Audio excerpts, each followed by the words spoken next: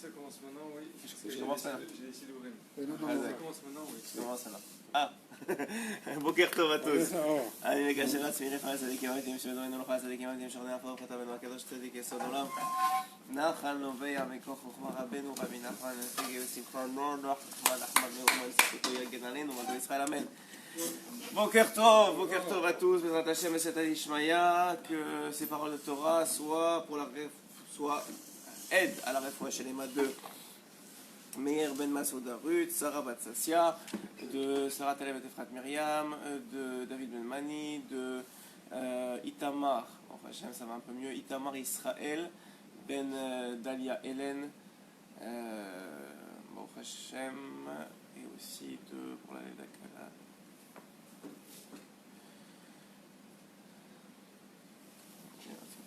Voilà, si vous avez des noms à penser, pensez-y aussi, Bezrat Hashem. Donc on va, comme les jours de Torah Baruch Hashem, puisqu'on est jeudi, on finit un peu plus tard la tefila, mais ça nous donne encore un peu de temps pour pouvoir partager quelques mots de Torah avant de commencer la journée. Vous savez ou vous le sentez sûrement que quand on est dans une situation Baruch Hashem on commence la journée, la Torah ça nous porte, ça nous protège, c'est une Torah qui protège, là, surtout la Torah du matin. C'est écrit dans Chazal qu'il est bon pour un homme de donner ses premières années à Hachem, parce que c'est les années où il a de la fougue, où il a de la force. Et Shlomo Amelech dit, qu'est-ce que tu vas faire de tes dernières années? Ça veut dire, si tu donnes juste, tu attends la fin, tu es déjà fatigué, ta mémoire est difficile à retenir, alors qu'un enfant c'est comme une page blanche sur laquelle on peut écrire des choses extraordinaires. La même chose quand on donne les premières heures du matin, les premières heures de la journée à Kadosh Baruch Hu. Alors on voit dans la journée une seyata d'Ishmaïa particulière, surtout en Israël où c'est la terre de l'Ashgacha pratit, de l'intervention divine. Alors particulièrement quand on donne ces journées-là, ces débuts de journée à Hachem, et c'est très mesougal pour une bonne journée Bezrat Hashem. Donc voilà, on partage ensemble cette petite matinée, cette petite demi-heure ensemble. Et on va essayer ensemble il y a quelqu'un qui m'a interpellé hier. Vous savez qu'en ce moment les enfants sont en vacances. Donc les parents sont en train de s'occuper, essayer de les occuper comme ils peuvent dans les différentes activités possibles. Et il y a un monsieur hier qui m'a dit qu'il a amené ses enfants à Kfar Chabad. Là-bas il y a une sorte de ruche. Enfin, c'est pour les abeilles, donc il leur montre comment se font les ruches. Alors il m'a dit, bon, avec les enfants c'est un peu compliqué, vous imaginez, mais j'ai entendu une parole qui a suffi à me faire comprendre pourquoi j'étais là-bas. Alors il m'a dit que celui qui s'occupe des ruches, celui qui est père en fils, ils font ça, ils ont je sais pas comment on appelle ça en français, en tout cas celui qui s'occuper de faire du miel, il a dit, il a fait remarquer que vous savez que les abeilles, elles ont quelque chose de très particulier. C'est quoi cette chose-là? C'est que même si tu les places dans une décharge de poubelle, une décharge où il n'y a que de la poubelle, elles ne vont pas se poser tant et aussi longtemps qu'elles n'ont pas trouvé une fleur ou sur laquelle vraiment qui est vivable, enfin qui est propre, qui est bien pour pouvoir se poser. C'est-à-dire que si elles voient juste de la saleté de la poubelle, elles vont pas descendre. Alors que toutes les mouches, etc., c'est le contraire. C'est là où elles voient de la poubelle, elles vont aller s'attaquer. Alors il a dit, c'est évidemment l'enseignement de Rabbeinu Akadosh, et il a dit, tu vois, on devrait apprendre, on sait que l'abeille aussi, c'est quelque chose de particulier, que c'est un animal tamé qui produit du tahor. C'est un animal tamé dont la production, le miel, est consommable par le juif, est tahor. Alors peut-être on peut dire, en tout cas moi j'ai pensé comme ça, que ce qu'il m'a dit, ça justifie ce processus-là, que de ce qui sort de elle, on est capable de manger. C'est quoi? C'est qu'on remarque que l'abeille, là, même si vous la mettez dans un tas d'ordures, elle va chercher l'endroit propre ou l'endroit lequel elle peut manger, c'est-à-dire lequel elle peut retenir pour produire sa production de miel. Et on voit de là qu'un homme aussi c'est la même chose, malgré toute la saleté qu'il peut voir dans sa vie, ou des fois dans son Yetzirara il le fait voir chez les autres, des saletés là où elles sont, s'il est capable de trouver le bien, s'il est capable de trouver la chose sur laquelle il peut s'attraper en lui-même ou chez l'autre, alors de là il va pouvoir produire du tahor, même s'il est tamé. Ce que dit Rabbeinu Akadosh dans l'Écoute Moran, il dit qu'un homme, s'il arrive à trouver le bien chez l'autre ou chez lui-même, il va commencer à faire tchouva à la personne. Pourquoi? Parce que la bonne odeur de cette chose bonne va remonter à la personne et va cacher le mal. On sait qu'un petit peu de lumière est capable de repousser beaucoup d'obscurité. Aujourd'hui, je ne sais pas si on a la force de faire tellement, mais en tout cas, c'est sûr pas toute la journée. On sait que l'Aïd Bodedut, une partie de l'Aïd Bodedut est faite pour ça. Mais je ne sais pas si on a la force vraiment d'être capable de Hitbonen, de faire tellement, de mettre en exergue tellement le mal qu'il y a en nous, ou les difficultés qu'il y a en nous, et d'être capable de les réparer comme ça, si ce n'est, comme disait d'ailleurs le Rabbi de Lubavitch aussi, le fait de faire du bien et de se concentrer sur le bien. Alors éventuellement, ça repoussera le mal qu'il y a en nous et le mal qu'il y a chez les autres. Vous savez, on ne s'en rend pas compte, mais le jugement des autres, il est malheureusement dans notre génération et dans beaucoup de générations, il est dans la majorité des cas très négatif. Et même si la personne ne te parle pas, juste son regard, il impacte sur toi. Et tu t'en rends pas compte. Le regard de l'autre, il impacte sur toi. Et c'est connu, Rabbeinu il dit que c'est un or qui va, c'est une lumière qui va et qui revient. Et ce qui revient, c'est en fonction de ce qui est parti. C'est-à-dire que la personne, elle va voir ce qu'elle a envie de voir et ce qu'elle veut voir. C'est vrai, particulièrement, on l'a vu avec les Meraglim, on en a beaucoup parlé sur la terre d'Israël. C'est vrai avec la personne aussi. Une personne qui, malheureusement, n'a pas travaillé son Aïn Tova, alors malheureusement, ce qui va se passer, c'est qu'elle va voir l'individu différemment, elle va le placer dans une catégorie, et ça va impacter l'individu sans même qu'il s'en rende compte. Plus que ça, c'est écrit que, vous savez que le Rabbeinu, il dit, le Aïn Hara, vous savez c'est quoi? C'est un œil qui est négatif, qui va de jalousie, on va dire, mais c'est beaucoup plus étendu que ça. Je vais vous donner un exemple. Vous avez un ordinateur qui vaut des millions de dollars. Et cet ordinateur, vous avez investi toute votre vie parce qu'il fait, je sais pas moi, il fait tout à la maison. Il fait la vaisselle, le ménage, tout. Et Alva, ouais, il fait tout. Tout le monde prend. Il fait la vaisselle, le ménage, il vous range les affaires, il vous les plie, il fait tout. Ok, c'est un petit robot comme ça qui passe partout. Vous rentrez à la maison, ça sent toujours bon, c'est toujours propre, la femme elle est toujours souriante, tout va bien. Ouais, alors vous avez investi beaucoup d'argent dedans. Elle n'a pas besoin de rester à la maison. Hein? Elle n'a pas besoin de rester à la maison. Non, ouais, bah ouais, non, bon, Hachem. Elle peut faire du chesed à l'extérieur. Et donc vous arrivez avec cet ordinateur-là. Et cet ordinateur, vous le payez, ça vaut beaucoup d'argent, vous avez beaucoup économisé pour l'avoir, et on vous le livre. On vous le monte à la maison et tout ça. Et le préparateur, il l'installe, il le branche, il s'en va. Vous appuyez, ça marche pas. Vous appuyez, ça marche pas. Vous appuyez, ça marche pas. C'est bizarre quand même. Et alors, tu appelles beaucoup d'argent, donc déjà tu as les nerfs qui se montent un peu, et tu appelles la compagnie, et là la compagnie elle te dit mais c'est pas possible, l'installateur vient d'arriver, il peut pas ne pas marcher, c'est garanti, il n'y a pas de raison que ça marche pas. Il a dit mais vous êtes sûr que vous avez branché il a dit oui, c'est lui-même qui a branché l'ordinateur, enfin le robot. Il dit mais vérifiez parce que c'est vraiment bizarre. Et là qu'est-ce que vous faites? Juste vous rentrez un peu, et tout s'allume, et tout fonctionne. Qu'est-ce qui s'était passé? La prise n'était pas à la bonne place. C'est tout. Vous avez le meilleur ordinateur du monde. Un être humain, c'est encore des milliards et des milliards de fois mieux. Ouais. Vous avez le meilleur ordinateur du monde. S'il n'est pas à la bonne place, il ne fonctionne pas. Et le problème, dit Rabbeinu du Aïn Hara, c'est qu'il place l'individu que vous regardez, ou qu'on se fait regarder, à la mauvaise place. C'est ça le plus grand effet négatif du Aïn Hara. C'est que la personne que vous voyez, c'est pas lui. Si vous le voyez mal, c'est pas lui. Donc c'est pas sa place. Donc quand vous voyez quelqu'un, même vos propres enfants, même votre propre femme, même votre propre mari, vous ne l'êtes pas à vos places, après vous vous étonnez que ça ne fonctionne pas. Vous vous étonnez qu'il ne fonctionne pas correctement. Mais il n'est pas à sa place. Parce que sa place, c'est la place d'un juif, et le juif, c'est la Nekuda Tova, c'est ce qu'il a de bien en lui. C'est pas ce qu'il a de mal. Donc ce qu'il a de mal, c'est mal, il faut le corriger, il faut essayer d'avancer, il faut essayer de... Mais souvent, et on le voit, tous les problèmes de couple, tous les problèmes avec les enfants, c'est parce que toute la journée, on est là à voir le mal qu'il y a chez l'autre et à le dire et à le mettre en exergue sans être capable d'arriver à trouver la Nekuda Tova, le bien qu'il y a chez l'autre.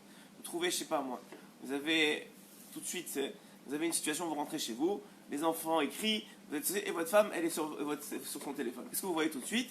Vous voyez pas la Nekuda Tova, vous voyez, attends, les enfants écrient, et ta femme, ou le contraire. Les enfants écrivent et tu vois ta femme la femme elle est en train de s'occuper des enfants et le mari il est là, peut-être qu'il a un truc important, peut-être c'est son travail, mais elle sait pas ça, elle voit juste qu'elle est toute seule avec les enfants. Donc qu'est-ce qu'elle fait? Elle voit le focus, elle le met dans une place particulière qui est pas sa volonté, peut-être qu'il veut aider, il est juste mal pris ou quoi que ce soit. En tout cas tout ce que ça fait c'est que ça va permettre à la personne de le catégoriser dans la mauvaise place et ça va créer des marloquettes, c'est sûr. Alors dit Ramenon à Kadosh, Rabbi Nachman de Breslev, un individu d'abord, il doit essayer de se mettre lui à la bonne place et au moins de mettre les autres à la bonne place. Et comment c'est fait? Ça s'appelle le Aïn Tova. Le Aïn Tova, ça permet à la personne qui est en face de vous de se mettre à la bonne place. Et à partir du moment où il est à la bonne place, alors à ce moment-là, il est capable de se transformer, d'évoluer positivement. C'est aussi le regard des tzadikim. On voit que les tzadikim, c'est comme ça qu'ils voient. Là où vous allez, plus le tzadik il est grand, plus il est capable de vous trouver la Nekuda Tova, de justifier, entre guillemets, les raisons qui ont fait que vous êtes perdu dans la vie, et de vous remettre sur le bon chemin. C'est vrai à chaque instant, et c'est vrai à chaque moment, et c'est vrai surtout sur soi-même. C'est pas seulement l'Aïnara, il n'est pas seulement sur les autres, mais il est d'abord sur soi-même. Un individu, il doit être fier de ce qu'il est devenu, de ce qu'il s'est battu pour devenir, que ce soit un père, un mari. D'abord, en début de journée, il doit se dire, voilà, j'ai accompli ça, voilà, j'ai réussi ça. Et en fin de journée, il doit être capable de remettre en question les mauvais choix qu'il a fait et de remettre en question les comportements un peu plus compliqués qu'il a eu ou plus difficiles qu'il a eu. Mais de façon générale, un homme, il doit être capable, toute sa vie, de regarder ou de se travailler pour regarder, d'avoir un Aïn Tova.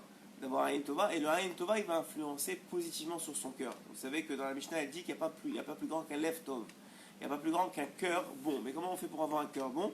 On commence par avoir un Aïn Tova. On commence par avoir un œil positif sur les choses. Alors c'est vrai, et je vous le dis, quand on reçoit beaucoup d'Aïnara, c'est très compliqué de soi-même avoir un Aïn Tova. Parce que vous ne vous rendez pas compte, on ne se rend pas compte, mais le jugement négatif des autres, il affecte tellement la personne qu'il l'amène à la tristesse, il l'amène à se diminuer à ses propres yeux, il l'amène justement à être à la mauvaise place et lui, sans s'en rendre compte, il croit à ce qu'on lui dit, il croit à ce que les autres ils voient de lui. Et vous verrez que quand vous êtes tout seul par exemple avec vos enfants, vous êtes capable d'être calme, d'être serein, c'est pas la fin du monde. Et dès qu'il y a quelqu'un autour que vous sentez qu'il y a un jugement, tout de suite vous allez vous énerver, tout de suite vous allez essayer de les remettre en question. Et c'est d'autant plus vrai lorsque dans ces périodes où ils sont en vacances, etc. Mais ça reste au Hachem des enfants et il faut le prendre comme tel. Donc tout ça c'était pour introduire un petit peu le shiur qui est du fait qu'un homme il doit d'abord premièrement avoir une bonne place et quand il aura une bonne place, Bezrat Hashem, il sera capable de regarder les autres positivement. Mais quand un individu il n'est pas regardé positivement, il faut le savoir, il faut le comprendre. Ça l'affecte, qu'il le veuille ou non. Est-ce que vous avez des questions jusqu'à maintenant? Monsieur Gotchel, une question? Oui, c'est bon? On continue alors. Dira Benoît Kadosh.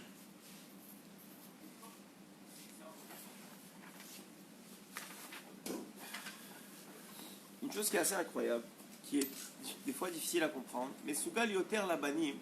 שהתקיימו אצלו להיות רחוק מהם, דהיינו לבלי להיות דבוק בהם הרבה ולשעשע איתם בכל פעם.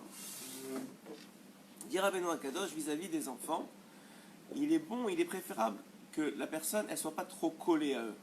Vous savez, les enfants des fois ça se dispute entre eux, des fois ça rigole, des fois c'est un jeu d'enfant, alors qu'ils soient pas trop sur leur dos.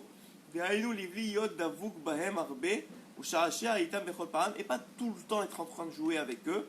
Rak livli listakel alehem rak ma shetzrichim lechancham ba'avodat Hashem. Il n'est pas tout le temps obligé de les regarder, parce que s'il va les regarder, il va probablement les juger négativement, parce qu'ils font des choses qui sont des choses d'enfants et toi tu es un adulte. Mais par contre, il va juste essayer de leur prêter attention lorsqu'il s'agit de les éduquer dans le service de Dieu, de la Torah et des mitzvot. Par exemple, pour un jeune enfant, dit Rabbeinu Akadosh, il faut faire attention qu'il ait toujours une kippa sur la tête. La kippa, ça représente la hirat shamaim, ça représente la crainte du ciel. Même un enfant qui n'est pas mesougal, qui n'est pas encore arrivé à l'âge de chinour, à l'âge d'éducation, que ce soit 5-6 ans, il est bon dès son jeune âge, dès même l'âge de quelques mois, de s'attacher, de faire attention le plus possible, si c'est possible, de l'habituer à ce qu'il ait une kippa sur la tête. Pourquoi ?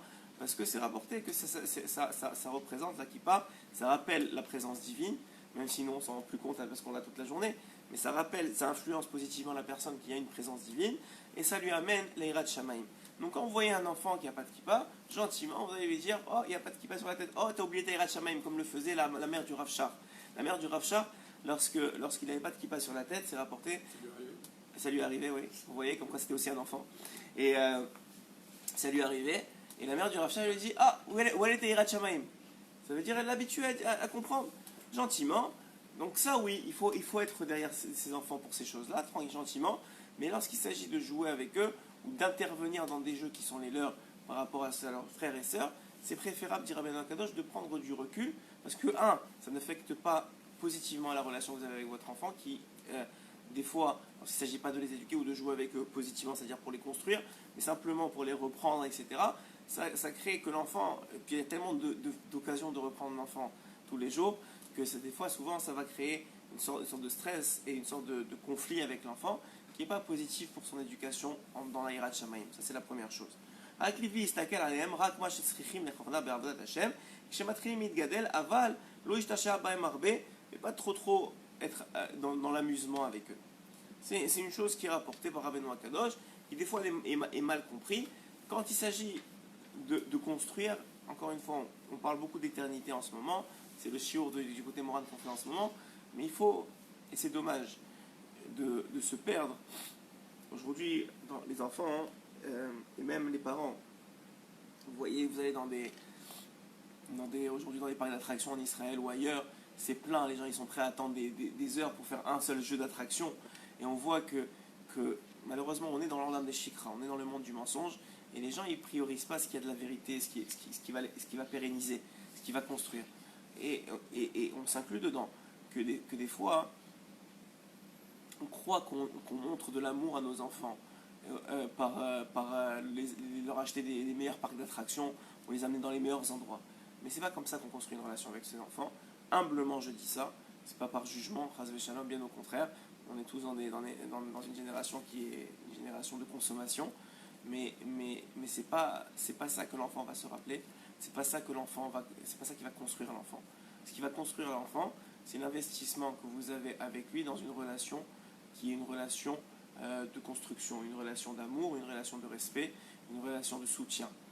Qu'il ait le meilleur parc d'attraction ou pas, c'est pas ça qui va construire l'enfant. Et malheureusement, c'est même rentré dans la tête des parents que parce qu'on va pas leur offrir le meilleur parc d'attraction, alors s'ils sont dans le derrière de la Torah, ils vont quitter le derrière à cause de ça. C'est pas comme ça qu'un enfant quitte le derrière. Si vous l'avez aimé, si vous l'avez construit, si vous l'avez respecté, si vous l'avez montré ce que c'est d'être juif, la simcha d'être dans un Beth Midrash, la simcha de faire la tfila, la simcha de Shabbat, si vous-même vous avez montré que vous étiez heureux dans la Torah, sachez qu'ils ne quitteront pas le derrière, à part si c'est son chemin et qu'il doit revenir après. Mais a priori, il ne quittera pas le derrière. C'est pas parce que vous ne l'avez pas montré la simcha de la Holelut et la simcha des parcs d'attraction et la simcha de la plage que c'est ça qui va le faire quitter. Ah, vous comprenez, ils te disent les parents, mais en vérité, c'est leurs propres défauts qu'ils projettent sur leurs enfants. Je te dis les parents, ah non, si on ne leur montre pas comme les autres, alors ils vont quitter la Torah. C'est pas comme ça, c'est pas vrai. C'est pas du tout vrai. Bien au contraire, et malheureusement, la Rabbeinu Rabim, c'est bien le contraire qui arrive. Leur montrer qu'on est prêt à attendre des heures pour faire un jeu d'attraction et qu'on n'est pas à 35 minutes pour faire mincha, c'est ça qui fait la différence chez l'enfant. Et je le dis avec tout le respect, tout l'amour, et même pour moi, je le dis, qu'on cède souvent, et c'est normal, on est dans une génération où effectivement on est prêt à céder.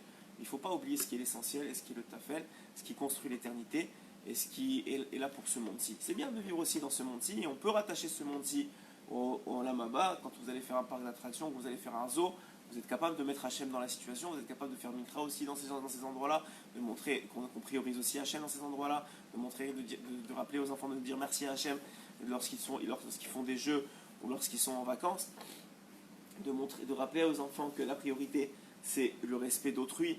Ça aussi, c'est quand tout le monde casse les lignes et veut rentrer le premier dans le parc, vous montrez à votre enfant que non, il y a Kadosh Baruch Hu, que non, vous êtes là pour respecter l'autre, et de montrer qu'on est capable de se rappeler qu'il faut faire des Tilat Yadayim même dans un parc d'attraction, même à la plage, de se rappeler qu'il faut faire les brachot, de se rappeler qu'il faut avoir une kippa, de se rappeler que c'est pas parce qu'on est là ou là qu'on va pas servir à Kadosh Baruch Hu. Bien sûr que c'est aussi, si Hachem vous a amené là, il y a un travail à faire, qui est souvent pas aussi évident que dans une synagogue évidemment, mais il faut se rappeler, je crois, il faut aussi prioriser et enlever ces mauvaises idées dans la tête des gens, que croire que parce qu'on est dans ce monde-là d'internet et du téléphone et de tout ça, que c'est parce qu'on ne donnera pas ces choses-là à nos enfants, quitteront le derrière de la Torah ou qui se rebelleront parce que soi-disant ils ne connaîtront pas l'extérieur. C'est pas vrai, vous êtes capable de ils ont des yeux pour voir, ils ont suffisamment, comme disait le Rav Steinmeier, ils ont suffisamment d'occasion de connaître l'extérieur à l'extérieur, et ils n'ont pas suffisamment d'occasion de connaître le Haïn Tova, et à l'extérieur justement, de reconnaître le bon œil, le Lev Tov, de connaître le jugement positif, de connaître la Simcha dans la Torah et dans les mitzvot, si ce n'est si vous leur donnez vous à la maison. Et je parle pour moi-même, et je crois que c'est dommage, vraiment dommage, de se tromper de combat, de se tromper de... vous savez, pendant les vacances, c'est sûr, on est obligé de s'occuper des enfants plus, on est obligé de les occuper aussi, et souvent c'est parce que le fait de rester à la maison, ça les rend fous. Alors c'est un peu une situation où on est en porte-à-faux, mais il ne faut pas oublier ce qui est essentiel. Et si après une journée de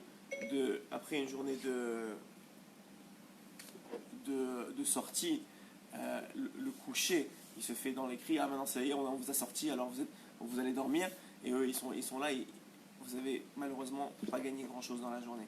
Alors que si vous rentrez un peu plus tôt de cette sortie-là, vous êtes capable de leur faire manger à table, vous êtes capable de faire une histoire de Torah à table, vous êtes capable de les endormir comme il faut, et de leur montrer une relation, comme c'est rapporté sur Rav Kanievski par exemple, que lui, il passait pas une soirée. Vous avez jamais Rav Kanievski qui finit le chasse toute la Torah tous les ans, qui était capable d'étudier, qui a toujours reçu un Israël, qui a un emploi du temps, bouquet, 1000 fois bouquet. Ouais, parce que si vous pensez que vous êtes occupé, Rav Kanievski, il est des milliards de fois plus occupé que nous, et pourtant, sa fille, elle rapporte dans son livre qu'il n'y a pas un jour où Rav Kanievski, il ne racontait pas une histoire à ses enfants avant de dormir. Il n'y a pas un jour où il ratait ça. Ok, en tout cas de ce qu'elle se rappelle. C'est pour vous dire que et c'est pas parce que les enfants d'organisme qu'ils n'ont pas fait de parc d'attraction ou qu'ils n'ont pas fait de je sais pas quelle activité, qu'ils ont quitté le derrière de la Torah. Bien au contraire, ni ceux de Rav Yosef, ni ceux de tous les grands de la Torah. Ceux qui ont connu la Torah, parce que la Torah, il faut le savoir, c'est aussi des efforts, c'est aussi des sacrifices, et c'est beaucoup plus facile d'être habitué quand on est enfant à ces sacrifices-là, à les comprendre, à les intégrer, si c'est fait dans la joie et dans la simcha, pas si c'est une punition. Si l'enfant, il est mesougal à ça, on se trompe de combat. C'est pas mal ce que Rabbeinu ici, il rappelle. C'est que nous, on croit que s'amuser avec les enfants, ça va faire des amis, ça va créer un lien plus fort. C'est pas ça qui crée le lien.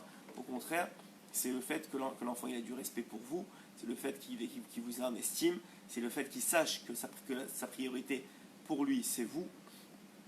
Il y a quelqu'un qui me rapportait qu'il a perdu son père cette année, et que ce qui se rappelle le plus de lui, c'est qu'il habitait au Maroc à l'époque, c'est qu'il avait 4 garçons, il me semble, et les 4, il a fait tous les efforts du monde pour leur faire la bar mitzvah en Eretz Israël.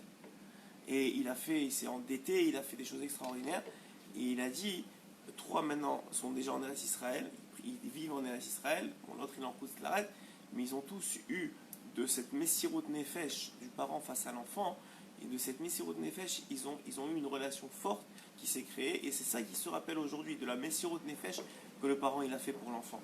Et c'est pas l'enfant il voit pas une Messirut Nefesh quand vous l'amenez dans un parc d'attraction ou autre, il voit une Messirut Nefesh quand vous faites quelque chose pour lui qui a du sens, qui a de la valeur, qui a de l'éternité.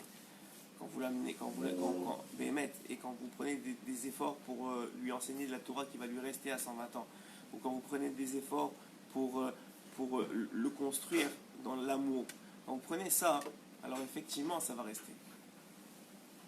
Dit Rabbeinu Akadosh, Aliédé Ra'ain, à travers le mauvais œil, donc on a expliqué un peu ce que c'est. Loïs Kel et Aniar Ben Zachar, il n'y aura pas le srout de laisser dans cette vie-là un garçon qui soit zoché, c'est-à-dire qui soit, comme on a dit, qui soit grand, qui soit capable de pourquoi? Parce que le Haïnara tue l'enfant. Le fait que vous voyez l'enfant négativement, c'est ça qui le tue. Donc si vous êtes capable de voir l'enfant positivement, et c'est un travail, si vous êtes capable de le regarder et de le construire, et c'est un travail, alors à ce moment-là, c'est ça qui va pérenniser l'enfant. C'est ça qui va le construire. Et c'est vrai pour tous, c'est vrai pour nous-mêmes. Et il faut être conscient que le rov du monde aujourd'hui, la première chose qu'ils font quand ils voient quelqu'un, c'est qu'ils le jugent négativement. Et ça impacte négativement nous-mêmes. Et ça nous impacte. Et il faut se détacher de ça. Et Et de là, il faut essayer de construire sur ça. Comment on se détache du Aïn Hara? C'est une bonne question normalement que vous devriez me poser. Alors Rabbeinu Akadosh, il explique qu'en vérité, lorsqu'un homme il voit lui-même positivement les autres, alors le Aïn Hara n'a pas d'impact sur lui. C'est-à-dire si l'individu, lui, il va maintenant se forcer, et c'est un travail, surtout quand on apprend nous-mêmes du Aïn Hara sur nous, c'est un travail d'être capable de dire non, je veux pas. La première chose qui vient, c'est une pensée négative. Non, je veux voir qu'est-ce qu'il y a de bien. Ah, waouh, il a telle chose de bien, telle chose de bien, telle chose de bien. Alors, quand un homme lui-même, il voit positivement l'autre, il se travaille pour voir positivement l'autre, alors qu'il sache que le Aïn Hara n'aura pas d'impact sur lui. Et c'est pour ça que. Sourméa, exactement. Exactement. D'abord, on le fait sur nous-mêmes, d'abord, on travaille sur nous-mêmes, et vous allez voir que même les autres, ils vont pas. Vous savez, on l'a dit souvent, mais les gens, ils n'ont pas de conscience que de voir quelqu'un d'autre positivement, juste simplement de lui sourire, de le réconforter. Je sais pas, il est dans un matzav, il est avec ses enfants qui crient autour de lui. Et la plupart des gens, ils vont juger les enfants, ils vont juger le comportement des parents. Et là, vous avez quelqu'un qui vous regarde positivement, qui vous sourit, qui sourit aux enfants. Tout de suite, la personne, elle se sent mieux et elle est capable de gérer mieux la situation. Que si vous êtes quelque part et la personne, elle dit ouais, pourquoi il a mis ses enfants ici, pourquoi ça, tout de suite, ça impacte la personne et elle est pire avec ses propres enfants. Mais ça prend de la grandeur, ça prend de la Torah, ça prend des tzadikim. Vous savez que le Rabbeinu, il dit, mais on le sent, le plus grand cadeau qu'on reçoit, moi je sens, en tout cas, c'est mon avis personnel, mais c'est écrit aussi dans les Sfarim et dans les côtés Moran 67 du côté Moran Tignana, là-bas vous allez voir, ouais, 67. D'abord Rabbeinu, il dit que le plus grand cadeau quand on va sur Ouman, sur la tombe du tzaddik, mais de façon générale, chez les tzadikim de façon générale, mais moi je l'ai vu à Ouman plus particulièrement, c'est qu'on reçoit sur nous du Aïn Tova. On reçoit sur nous du Aïn Tova, et ce Aïn Tova là, il fait énormément de bien. Énormément de bien à la personne, qui se sent mieux avec elle-même, qui a des forces, qui repart avec des forces de là-bas pour se construire, pour changer, pour évoluer, et on repart avec un Aïn Tova. Et ça, c'est un cadeau inestimable. C'est un cadeau inestimable qu'on peut offrir chacun d'entre nous aux autres. Et que c'est pas seulement aux autres, quand on fait quelque chose pour les autres, vous savez, c'est d'abord nous qui sommes les premiers gagnants de ce qu'on fait. Et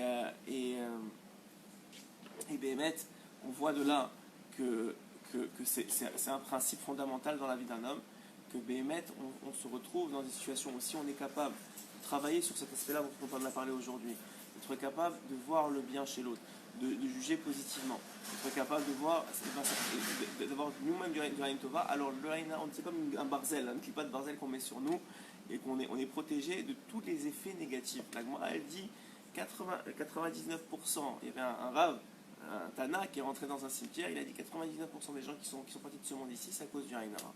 Alors les gens ils croient à Aïn Hara, c'est la jalousie, c'est vrai, mais c'est pas seulement ça.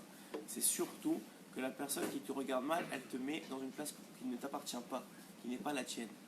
Et quand tu es dans cette place-là, tu n'es pas capable de fonctionner correctement, tu n'es pas capable de construire ce que tu as besoin de construire, tu n'es pas capable de faire ce que tu as besoin de faire, tu n'es pas capable de faire le tikkun que tu as besoin de faire. Et on voit de là donc, vraisemblablement, que c'est ça qui affecte les personnes le plus, on n'est pas à notre place. Déjà, c'est quoi la galoute? C'est ça la galoute. La galoute, c'est comme Israël n'est pas à sa place. Et même si on a récupéré Israël en partie, on est toujours en galoute. L'exil, c'est d'abord l'exil de soi-même. C'est d'abord que la personne n'est pas à sa place en tant que peuple, on n'est pas la lumière des nations, en tant qu'individu. Un père, il n'a plus le rôle de père, une mère, elle n'a plus le rôle de mère, les enfants, n'en parlons pas. On est dans une situation compliquée. Alors qu'est-ce qu'on fait? On n'est pas Rabbi Shimon Bar Yochai, on n'est pas Moshe Rabbeinu, et on va finir sur ça. On n'est pas Rabbi Shimon Bar Yochai, on n'est pas Moshe Rabbeinu. On peut peut-être juste allumer un petit peu une petite bougie, mais comme on a tellement d'obscurité dans la génération, alors ça fera aussi beaucoup de lumière. La seule petite bougie qu'on veut faire, c'est travailler sur notre sourire, travailler sur notre Aïn Tova, travailler sur notre jugement sur les autres, travailler sur notre jugement sur nous-mêmes, nous renforcer, nous dire qu'on n'est pas si mal que ça, nous dire qu'on a quand même fait des choses bien dans notre vie, avancer sur ces points positifs-là. On le répète, moi je le répète tous les jours. Parce que le Yetzirah, il est là, il te dit mais regarde, t'as rien fait, regarde, tu t'es énervé là, regarde, t'as fait ça là, regarde. Et c'est tout ce qu'il veut, c'est te casser parce que c'est une pente descendante. essaie de monter les escaliers, c'est dur à monter les escaliers. La pente descendante, c'est très facile de descendre. Donc un homme, s'il est capable de... Vous savez quoi? Juste aujourd'hui, souriez à qui vous... Tout ce que vous voyez, souriez. Même s'ils vont vous juger, ils vont dire, il est fou celui-là, qu'est-ce qu'il fait? Pourquoi il sourit? Souriez aux gens. Même les goïms, même pas nous, les goïms, ils ont dit, vous savez, vous voulez passer une bonne journée? Vous vous réveillez, vous asseyez sur votre lit, vous comptez jusqu'à 30 et vous souriez. Les goïms. Souriez, vous êtes filmé. Ouais, souriez, vous êtes filmé. Les goïms, ils sortent des vidéos qui font des millions de vues parce qu'ils ont dit aux gens, il faut sourire. Et nous, on a notre Torah qui nous dit comment se comporter, comment évoluer, comment se protéger du mal dans le monde, comment toucher à la vérité, comment toucher à l'éternité. Et encore, on est pris dans la réalité, dans une réalité complètement folle. On fait ce que les goïms, ils font les mêmes erreurs que eux, de privilégier la matérialité, de privilégier, de croire que la matérialité, c'est elle qui apporte le bonheur. C'est pas elle qui apporte le bonheur, c'est une aide. J'ai pas dit le contraire, c'est une aide. Et là, c'est sûr que l'enfant, il ne doit pas se sentir moins que l'autre. Il doit pas sentir que l'autre, il a eu quelque chose qu'il n'a pas. Et aujourd'hui, c'est aussi dans les choix des écoles. Vous n'aurez pas ces problèmes-là, en tout cas moins, vous aurez moins ces problèmes-là si vous les mettez par exemple en Israël dans les écoles Haredi, beaucoup moins, parce que les enfants sont habitués à privilégier ce que les parents ils privilégient, c'est-à-dire en général la Torah, les mitzvot et l'éternité d'un homme. Donc ça aussi, ça fait partie des choix d'un homme. Après ça, on ne peut pas s'étonner trop que quand on fait des choix qui sont plus difficiles, après les conséquences aussi sont plus difficiles à gérer. Mais on n'est pas là pour dire qui a raison qui a tort, parce que personne ne le sait, chacun il a son tikkun, chacun il est là où Hachem il l'a mis.